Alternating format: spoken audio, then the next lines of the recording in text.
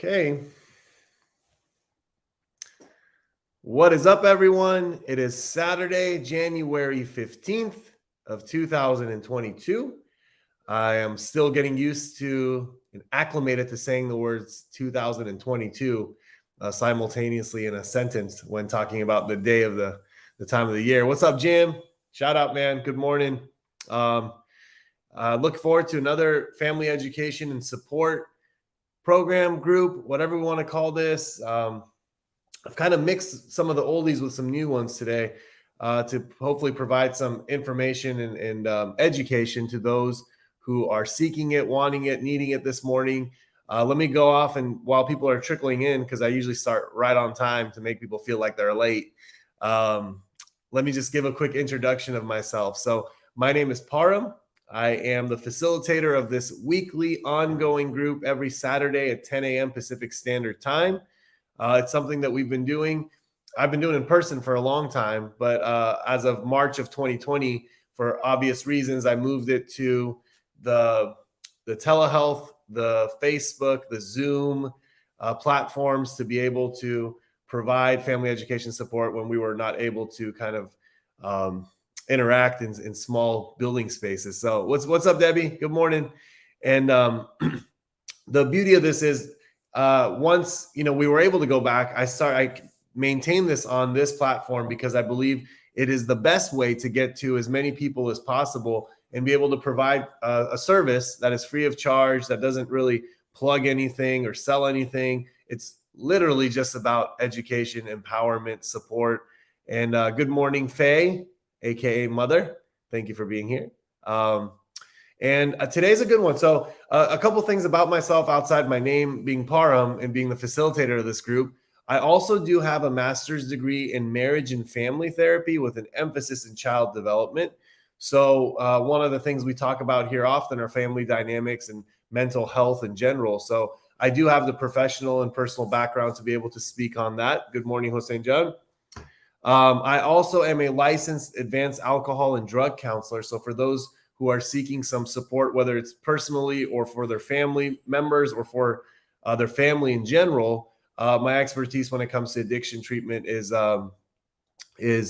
been established. And lastly, and I think probably most importantly, I am a individual who's in personal recovery. So June 13th, 2008 is the day that I personally changed my life around when it comes to the use of substances to cope with various emotional challenges that we experience in life. So haven't gotten wasted, haven't taken any pills, smoked anything, injected anything, all that kind of stuff that we come to these rooms with since then. And what's up, Stephanie? Oh man, that's a good name to see there.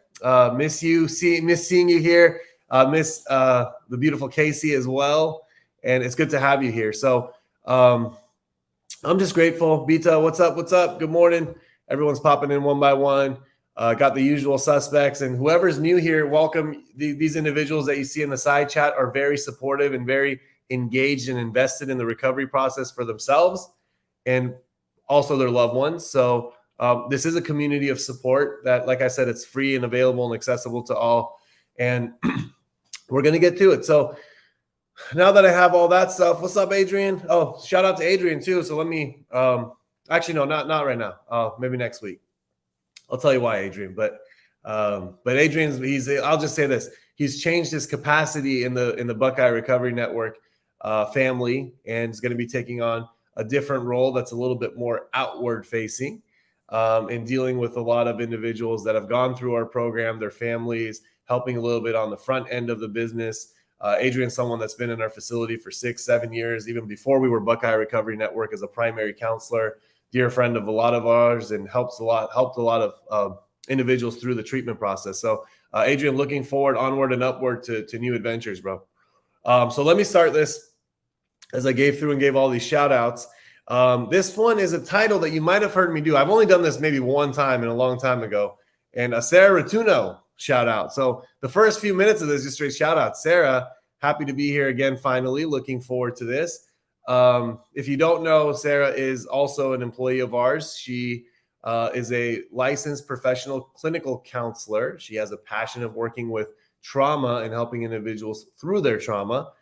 She does that through obviously just individual therapy, but also a modality called EMDR, which maybe one day we'll have Sarah come up here and tell you and educate what EMDR is. And if you or a loved one has ever struggled with trauma, how that modality of treatment could be beneficial to the healing and recovery process when the individual is ready and has the coping skills to be able to go through that process. So we have a good group of counselors, therapists, family members, everything's here. So there's a lot of support here. Let's just get right into it. This one's called Success Leaves Clues. So today we're talking about success. And obviously for many of you, the success you're here for is the success related to sobriety, recovery, abstinence, to your family healing, to all of that. And success is a very relative term. Success does not have any concrete definition, because what I might consider successful, you might not consider successful. And what you might consider successful, someone else might not consider successful, and so on down 8 billion people on this planet. So it's a relative term. However, I do believe that there are certain attributes and characteristics found in success across the board, whatever your definition is, that we can learn something from. So the title of this talk is Success Leaves Clues. It leaves clues. It leaves clues behind it, and it reveals clues throughout the process. So the premise of this talk, I think, there's a stand-up comedian named Chris Rock, and I'm sure many people know who he is, so I'm not trying to break down someone that's very mainstream. But Chris Rock has this very funny skit, and the skit is about being in love. And he says, man, if you never really thought about killing your significant other, you probably never really been in love.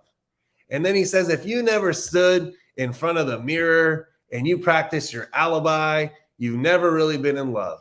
And he says, if you never went down to the hardware store and bought some shovels and some tools and all that kind of stuff, you've never been in love. And he said, if you never contemplated rolling up that individual and putting them in the back of the trunk and taking them off to a desert somewhere, you've never really been in love. And he says, but you know what? The only thing that stopped you from going through all that and killing the individual was just an episode of CSI, right? And what does that mean is because we've all seen CSI. Sarah is a big actually crime scene investigator fan of those kind of shows. But we've all seen CSI. What happens in CSI? So if you've never seen it, I'm about to do a very, very serious spoiler alert. In the beginning of every episode, there's always a body of someone that's been deceased. And it's usually a murder of some type or some foul play. And what happens is the entire show, they reverse engineer the steps that happen from that murder to hopefully get to the murder suspect and hopefully make an arrest. So they go through forensics, they go through fingerprints, they go through witnesses, they take you down a trail that kind of just throws you off and then goes another direction. Long story short, Chris Rock said he never really went through with all that because he saw CSI, man, at the end of it, you're really going to get caught anyways. So the same way murder leaves clues of DNA, fingerprints, interviews, events, video footage, writing, all that text messages, it leaves clues. So does success. Success also leaves clues. It leaves its DNA on everything. It has certain attributes and characteristics that are seen almost universally, regardless of what your definition of success is. So if you're just solely watching this talk from the lens and the view of recovery, substance abuse, healing, mental health, all of these will apply. If you're looking at this talk because, hey, it's the beginning of the year, it's 2022, I need to level myself up mentally, emotionally, physically, spiritually. This talk will help you get there. If you're just watching this because you're dealing with some financial problems you're going through and you want to realize, how do I get from here to here? This talk will help you get there. If it's related to whatever goals you have, it'll help you get there. But obviously, because of why we're here, I'll always bring it back to substance abuse and mental health. But please, let's think macro. Let's think big picture. Let's look beyond what we're here for and see if we can find anything else. So I'm just going to go through them. There's about 10 of them. I always get you out here under an hour. So that's the promise. It'll happen again. So the very first clue that success leaves is this thing called purpose. All individuals, young, old, man, woman, whatever their line of work is, even if it's just we're talking about recovery, there has to be a sense of purpose, of why. What is your why? What is your why? And why is purpose so important in this world? I'll tell you this. So this planet Earth that we reside on actually rotates 1,000 miles an hour around itself, 1,000 miles an hour, while going 67,000 miles an hour through space. I'm going to say that again. We rotate on planet Earth 1,000 miles an hour around ourselves while going 67,000 miles an hour through space simultaneously. You want to know why purpose is important? Because if we don't have purpose, it's easy to get lost in the mix of all that. Life has different pulls. One pull is the pull of the past. How many of you are constantly being pulled from your past to your past? A strong pull that doesn't allow you to experience life in the here and now. There's a pull of the present, the stress, the psychological stress, whatever's going on with the pandemics of the world, whatever's going on with hyperinflation, whatever's going on with illnesses, whatever's going on with just life. And then there's this pull of the future. Like, what's it all going to happen? How's it going to happen? What's going to happen? Where is it going to go? What's going to happen in my life? There's these pulls, the past, present, and the future, that are constantly trying to take us, constantly trying to move us around.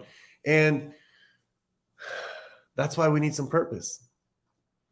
That's why we need some purpose.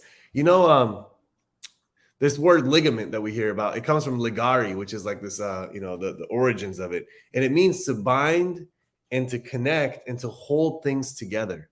Like the ligament that we have inside of our muscles, the ligari, where it comes from, means to bind and hold and connect things together.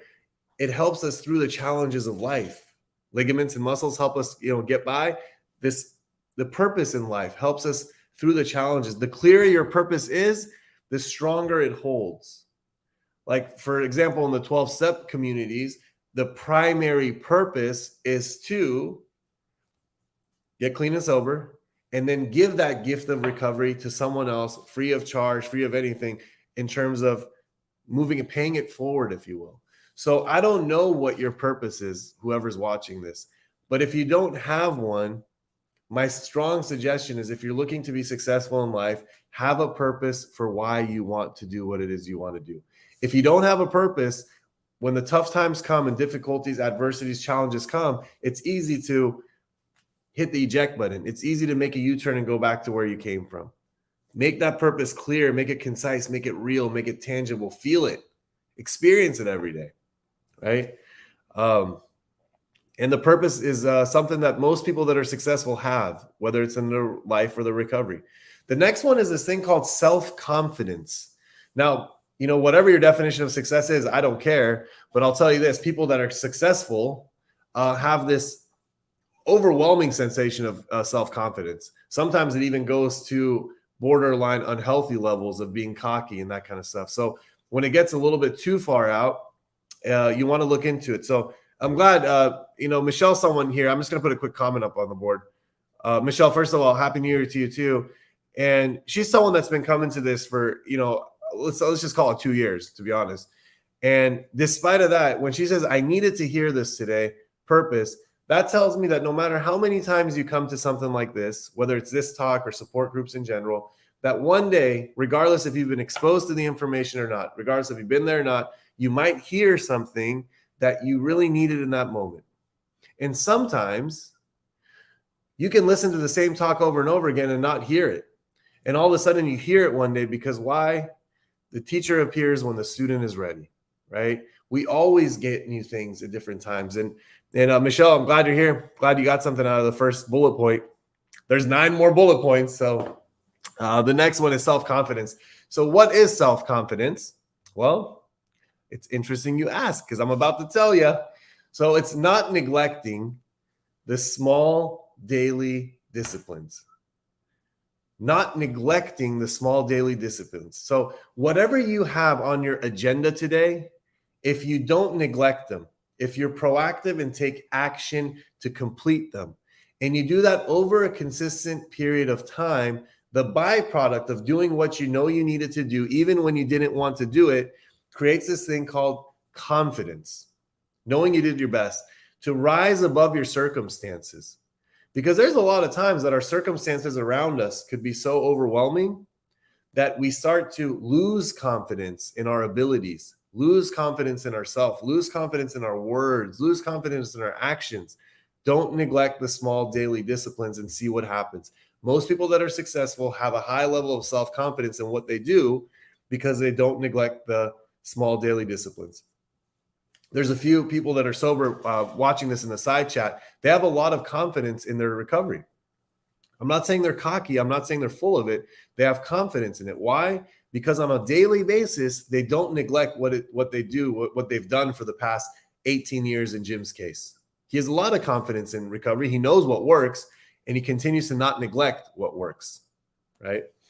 So the next one that we have is this thing called enthusiasm, right? That's one thing, I'm going to hang my hat on. The one thing I'm proud of, and if all you have to do is go watch any of my previous weekly talks, minus the one when I was very, very sick in August. That one day I did not have it. But enthusiasm is something that you can guarantee, regardless rain or shine, that I will bring to this. And here's the thing, it's not forced.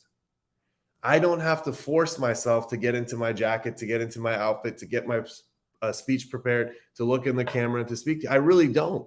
Once this thing is on and I see people here and I'm talking, whether it's one person, 20 people, or 100 people, once it's on, my passion comes out, my purpose, my confidence, and my enthusiasm. You can't fake enthusiasm. You just can't.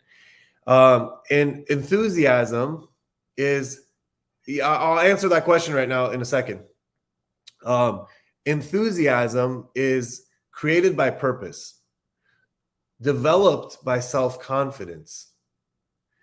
Don't just rely on the rain to water your garden. So what does that mean is once you have a clear, concise purpose of what it is you want to do, doesn't have to be for your whole life, what it is you want to do today. And you develop that sense of purpose through self-confidence, which was what? Not neglecting the daily disciplines. It creates this thing called enthusiasm. It just does, man. It turns it on. And once it's on, you don't have to wait for it to rain outside. You could start watering your own life internally. You don't have to wait for circumstances to fall right. You can actually take action. And here's a very good question. And thank you for asking a question. Questions are always welcome. So it says, having too much confidence healthy? Having too much anything is not healthy. Okay. So when it comes to even confidence, there has to be some type of a balance, right? Because first of all, nobody's perfect.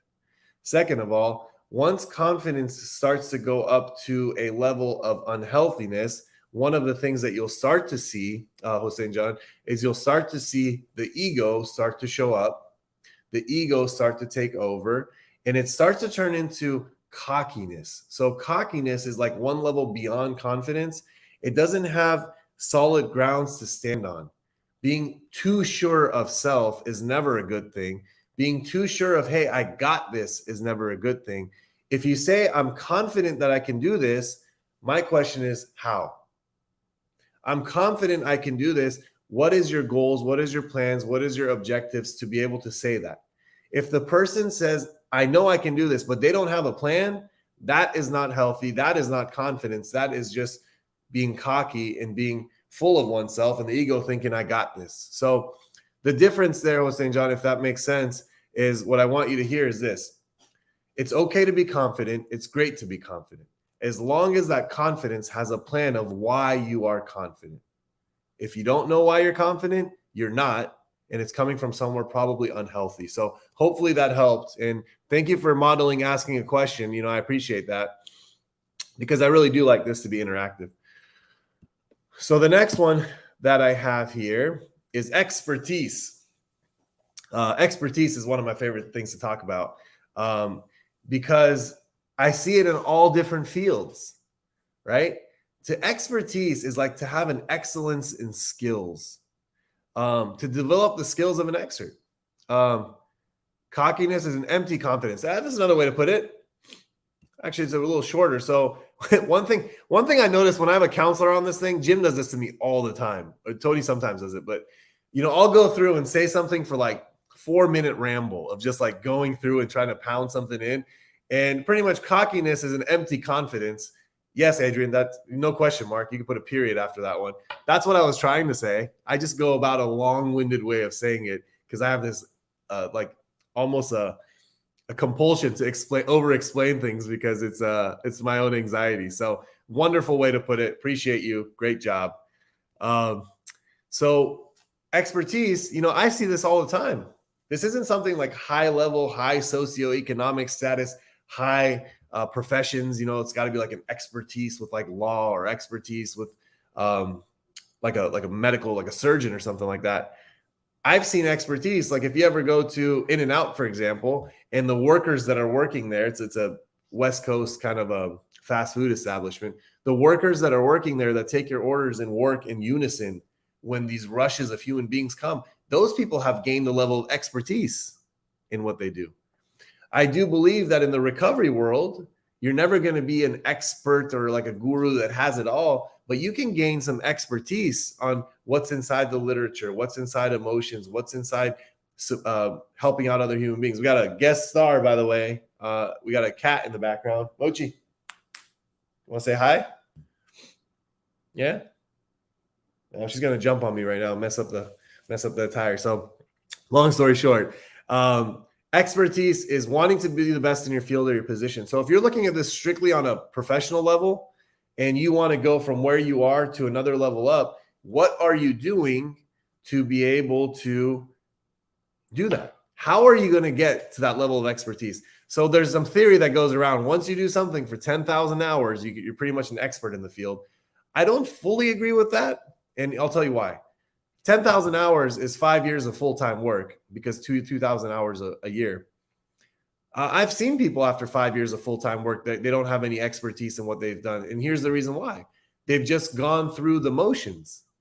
They've just gone through the motions of showing up and going to work, but they haven't done anything before, during, and after that work to be able to develop themselves. And recovery is the same way. And I know any one of the counselors here, even Julian, by the way, we got another counselor in the house.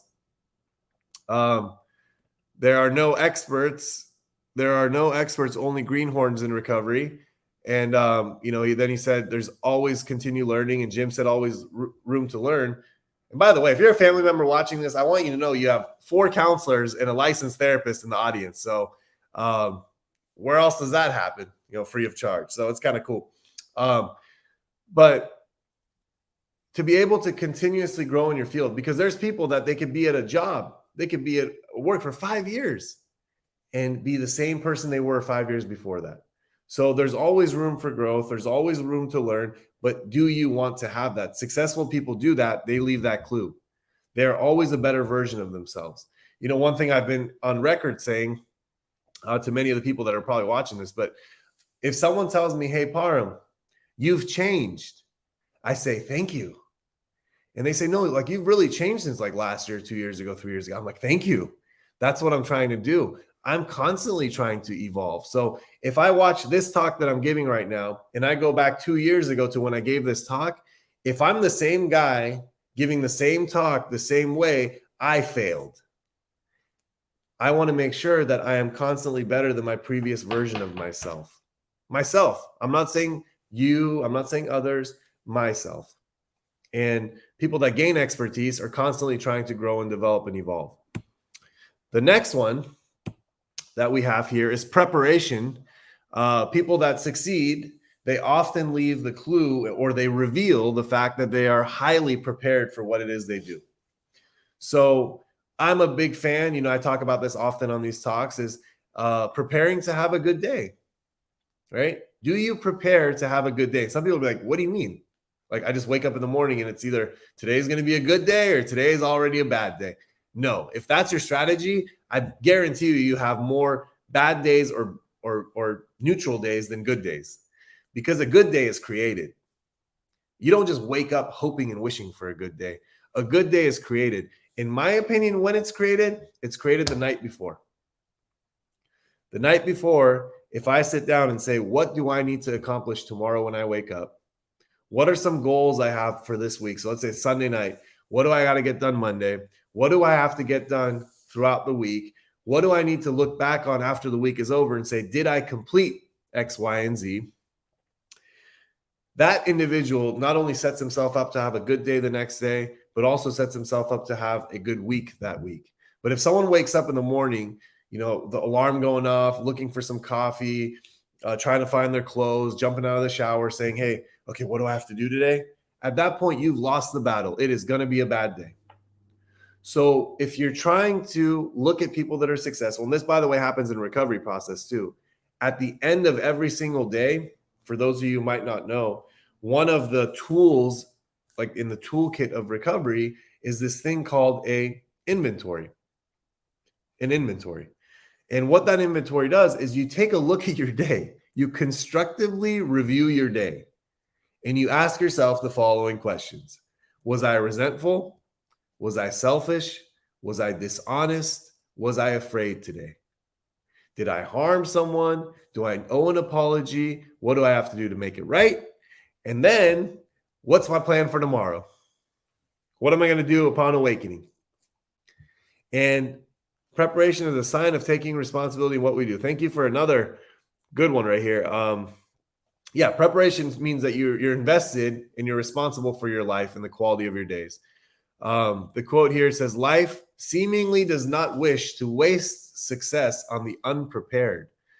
So, some people are sitting there waiting for the success train to come take them away, or waiting to get hit in the head with a success hammer thing like, oh, I'm going to be successful. But life, the universe, higher power, God, whatever you want to call it, it doesn't want to waste success on someone that's not prepared. So there is a quote that I like. It's not in this talk, but I like it. They say the intersection of opportunity, preparation, and luck is where success happens, right? Success happens when opportunity, preparation, and luck intersect with each other. There is some luck connected to it, but if you're not prepared, that luck doesn't matter, right? And I'm not talking about the one in, 300 million people that win the lottery. I'm talking about tangible success that you look around and say, this person's a successful father. This person's a successful mother. This person's a successful spouse. This person is a successful businessman. This person has successful recovery, quality of recovery. This person balances their mental health well. That person is someone that is highly prepared at all times, right? Highly prepared, not just waking up and going through the motions of life like a plastic bag that's being carried in the wind. Have some solidness to you. Have some like investment in life. And here we go. This is this sentence has some humility in it. Preparing to succeed means I have work to do. Yes, it does. It means that I'm not whole and complete, that I haven't reached the apex, that I'm going to prepare because there's work to be done, and I want to be suited and ready to handle and manage that work to the best ability. I mean, you guys all know I'm a high school basketball coach. Do you really think that these teams that do well, that everything's happening right when the game starts? The game is a byproduct of the work that needs to be done. The preparation to succeed was done days, weeks, months before, when no one was around, in practices, in gyms, behind closed doors, and conversation. That's where it all happens. The game is just a moment for the work to appear.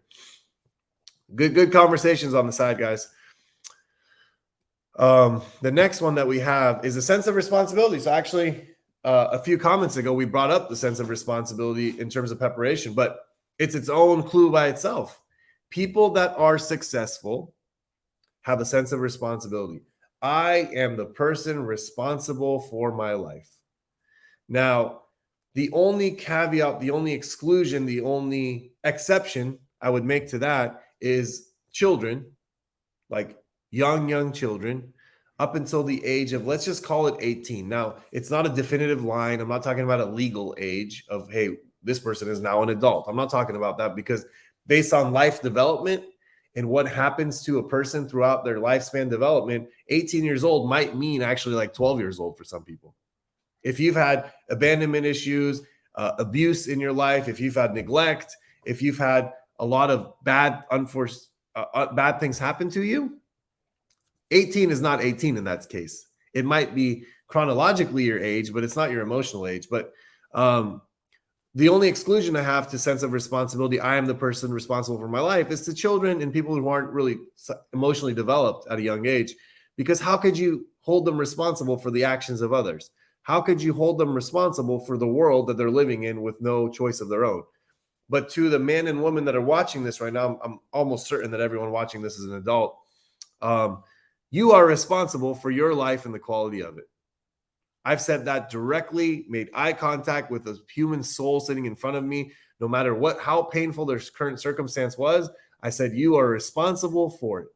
And sometimes they say, hey, what if other people created wounds in me? What if other people hurt me? What if other people destructed me, damaged me growing up? You know what? That's on them. You're responsible for the wounds they left. And they're like, whoa, this is just too much. That's not fair. How am I responsible for the damage someone else did? I don't know. You ever see a kid throw a baseball and it breaks a glass of a neighbor and the parent has to go there and deal with it? Right? We have a parental side of us that needs to deal with those wounded self that we all have. And by the way, when you do that, you learn that you can trust yourself and count on yourself, which is something that's really important in the recovery process. And the sense of responsibility. So most people would consider like a CEO of a Fortune 500 airline company as someone that's successful, right? They got those $1 million salaries and $10 million bonuses and whatever, stuff that, sometimes people consider success. Sorry, I'm a little more distracted there with the cat. Whenever an airline crashes, right? So whatever the reasoning for that crash was, first of all, there's a mess in the media. And then all of a sudden they release a news conference. Okay. So XYZ airline company just had a crash and there's a news conference. And who goes up there? The pilot doesn't go up. Oh, not the pilot, it's one of the managers of all the pilots doesn't go up there. The manager of all the mechanics doesn't go up there. The people that work, in the back end that you never see they don't go up there. Whenever there's something really catastrophic that happens, the CEO or the COO or someone at very, very high executive rank stands up there and says, hey, I and we take full responsibility for what happened. That person had nothing to do with what happened in that tragedy, but they understand that success leaves clues, that the person responsible for all that is that individual, right? But sometimes in life, what happens is a lot of stuff happens to us, and nobody wants to say that, hey, it's them, it's not me. You know what? Yeah, life isn't fair. The fallacy of fairness. God, I can't tell you how many people think that life is supposed to be this fair merry-go-round that we go through. It's not. I do believe, by the way, I don't want to use the word fairness, but I do believe that all people, regardless of who they are, where they live, what their background is, that at some point from the beginning of their timeline when they're born till the time that we pass away, we all universally experience very similar emotions. I'm not saying circumstances, emotions. I've seen people that have billions of dollars, hundreds of millions of dollars, go through pain and agony and depression the same way people that might be in orphanages growing up or adopted without any type of structural home, without going from foster home to foster home, without any type of money, resources, go through depression. Even though their circumstances are wildly different, depression, the emotions underneath it all is very, very similar. And I do believe that we all, through the process of grief and loss, losing people, experiencing excitement, losing it all, getting in, falling in love, falling out of love. I do believe that when it's all said and done, we do go through very similar ranges of emotions. And I don't think anybody's better or worse, to be honest. I really don't think so. It is a fallacy of fairness. Life ain't fair. I don't know where we learned that lesson, who tells us that it's supposed to be fair, but somewhere we all have that expectation. So I'm sure it's being taught to us on some level. The next one is your image. So I taught this to some of our program participants, and some of them didn't like it because they don't think that you need to have a certain image to be successful. Some of them think that, hey, I don't want to wear or dress or act or present myself in a way that society deems that's the way you're supposed to be. And that's okay too. But here's the thing. I want to talk a little bit about reality. If you show up looking like you have your hoodie on, just rolled out of bed at 10 o'clock in the morning, smoking on a vape, bags under your eyes, and you say, hey, how come I'm not being successful in life? Maybe one of the things you could do is, hey, let's look at how you show up for life. Let's look at your image that you're putting out there, right? People think image is all about like it's vanity and it's full of it, this and that. First impressions are real, man. First impressions are real. And yeah, could you eventually learn to understand people in a different way? So for example, if you're watching this talk for the first time and I come on here and I'm, cracking some jokes with a cat and making some lightheartedness out of something that might be pretty serious, you might think, well, I don't know if this guy's for me. And you might just not like the way I look. You might not like the little beads I have. And you might make up your mind and not be able to hear this. And I understand that happens in life. I don't take it personal, but it happens. So what do I do for myself when I try to present information? I try my best on a regular basis to appear professional, to speak professionally, to uphold a certain image that the audience can say, okay, this person might have something I'm interested in. This person might be able to talk on something that I need to hear. This person has a little bit of experience, background, education. I'm going to listen to them. And just the image that I present and how I present myself, it allows for the connection to happen, which could byproduct be success for myself, for others. Image matters, right? I'm not saying it's everything. I'm not saying it's got to be a certain way. It's just got to be a point that you show up for life, how you appear to others, how you talk, how you walk, how you act, how you show up, not just for work, man, for life, for everything. And I do believe that it's really important. And our image is two things, man. It's not just the image you put outwards, but it's the image inwards too. So there's another reflection of ourselves that only we see. And that reflection is some would say our most truest self. So I don't know what that image is. A lot of people that come to the recovery rooms, they come in with very, very, very low self-esteem. The image they have of themselves is worse than you could ever imagine. I mean, the self-esteem, when it's low, it really impairs their self-image, let alone what happens externally. So if someone feels horrible about who they are and how they lived and what they're all about, they have a very hard time going out and having a positive image to the external world. The next one I have here is character. So this is kind of like all encompassing, but people that are successful, at least in the long run. So let me, in my opinion, there's different ways to look at success. One version is like the one that just shoots out of a cannonball and it's like a very short period of time, but it's a high level of success, and they have they have a big tragic fall. And one is sustained over an extended period of time, right? There's nothing glamorous about it, nothing fancy about it, but it's constantly working up. The way to do that, the way to achieve that, the way to get there is by this thing called our character, who we are. We got to become a person of high value. If you want recovery to last, if you want the quality of your sobriety to last, if you want to be someone that other people say, hey, I want what you have, the way you do it is through your character. What is your character? The first thing is, remember that there's no shortcuts. You got to do the right thing, and you got to identify your values. Okay, so whoever's watching this, wherever you're watching this, when you sit down and say, hey, what are my values? And you write them down. The second question after that is, am I living my values? If the answer is yes, your character is probably doing okay.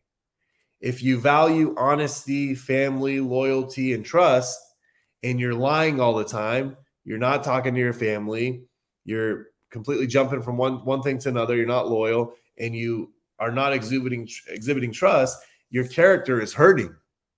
Therefore, success is not around the corner, right? And again, I'm not talking about you got to be perfect in these things.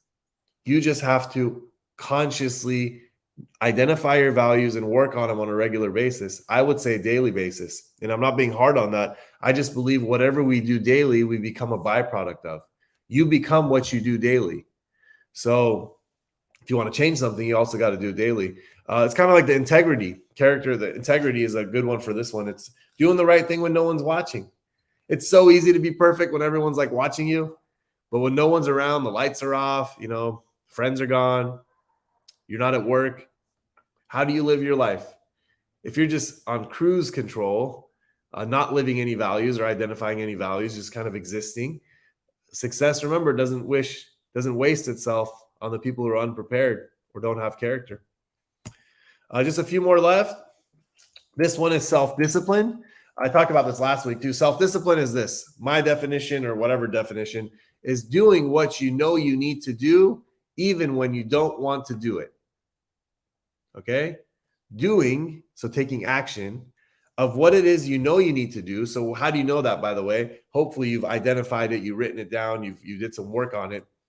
And then in order to have self-discipline, you actually do it when the last thing you want to do is what you need to do. The last thing you want to do, the last thing you want to do. Like I know, for example, I'm going to exercise after this. I don't know if 100% of me wants to do it. I don't even know if 75% of me wants to do it. I don't even know if 50% of me wants to do it. You know what? I'm going to be fully honest. I don't even know if 10% of me wants to do it. But you know what? I know I need to do it. So guess what? I'm going to exercise as soon as I'm off this talk. And that is a byproduct of self-discipline. Left to my own devices, 10%, 90%, I'd rather sit on the couch on a Saturday, on a rainy Saturday. But I'm going to exercise. The main reason is because of self-discipline. It's a byproduct of how I live my life. And here's a good quote. It says, you get praised in public for what you do in private. The public loves to praise people, but they don't know, in order to get that praise, what that individual's done in private when no one was watching. And the very last one, if you're trying to be successful, whether it's in your recovery or your life, is that you have to be extraordinary. And I don't mean like special. Here's what extraordinary means. It's so simple. So when you think of the word ordinary, what do you think of? Average, normal, okay, nothing spectacular. But when you think of the word extraordinary, what do you think of? Amazing, memorable, wonderful, beautiful. The only difference between the word ordinary and extraordinary is the word extra.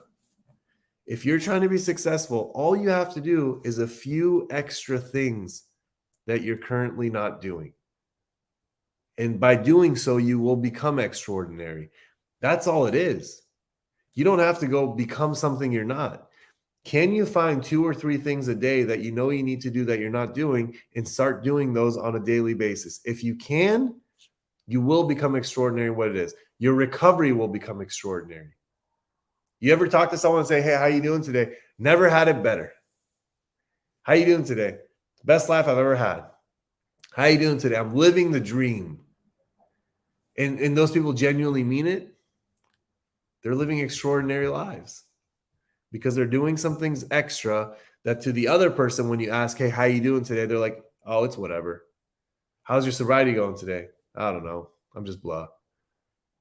Is you having the best day of your life? No, it's just another day. What's the difference between those two people? They're both sober. They're both not using drugs and alcohol. Why is one person living their best life and one person just going through the motions? Because the one living their best life is doing some things extra that the other one isn't doing. And not just for a short period of time, because they have character and they do it over an extended period of time until it becomes a way of life. So that's all I have for today. The Success Leaves Clues. So a sense of purpose, self-confidence, enthusiasm, expertise, preparation, sense of responsibility, image, character, self-discipline, and being extraordinary, meaning just doing some things extra above the ordinary. So all that being said, it was a very good interactive, I think, session. A lot of good questions, comments. Highly educational session as always. Thank you, St. John. To everyone else that came in here and participated, thank you guys as always. And I look forward to being here again next time, same time next week, same place, for another family education support. If you have any recommended or suggested topics, or if you want me to talk on anything related to whether it's just about you and your family, I won't use specifics, I promise. I'll speak generally about the situation you want, or you just want to learn about something, feel free to write in the comments, hey, Parm, I really appreciate if you do this. I will do it. All right. Simple as that. And again, these are shareable links. So if you want to share this to anyone on your Facebook, feel free to. If you know someone will benefit from it, just send it to them. Let's get the word out there. Let's help people. And I love and appreciate all of you, and looking forward to seeing some of you in person and some of you virtually. So y'all take care and have a wonderful weekend. Take care, everyone.